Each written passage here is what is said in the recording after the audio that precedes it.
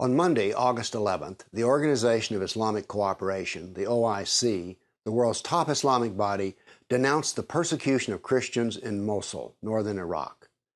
The Secretary General said that the forced displacement of Mosul's Christians showed that Islamic State, or ISIL or ISIS, practices have nothing to do with Islam and its principles that call for tolerance and coexistence.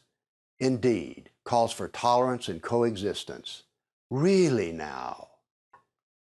Well, why don't we take a look at who the OIC is and ask ourselves the question, well, how have members of the OIC treated their Christians?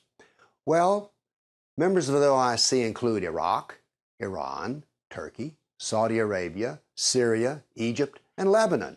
And what has happened to their Christians? Well, in Iraq, they're being brutally tortured and raped as we speak.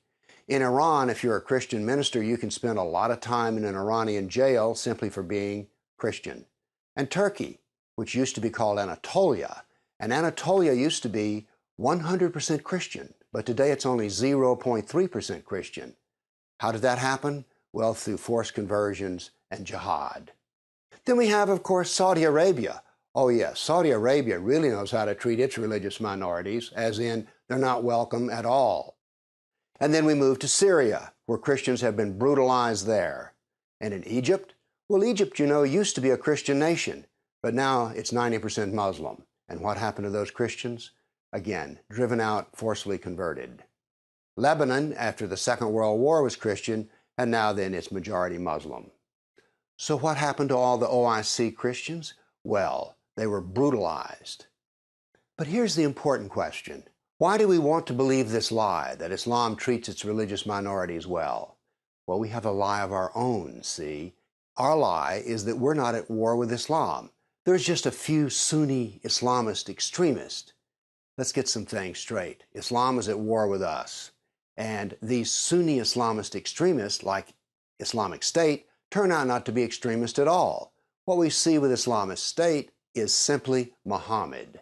That's exactly what we see. And it's the same with the other organizations, such as Al-Shabaab, Boko Haram, and all the others. They're all following the example of Muhammad, who was not an extremist. Muhammad was a Christian killer, a Jew killer, a pagan killer. So an Islamic State and all these other organizations that are jihadists, they are simply doing what they're supposed to do. The problem is this: Islam is dualistic, and the nice, peaceful Muslim you know at work is Islam, but also cutting off the heads of Christians is Islam. That's what dualism is. It means two ideas that are contradictory are true at the same time. The problem is Islamic State is at war with us, but we are not at war with Islamic State. You see, we want to tie, but Islam wants to win. Thank you.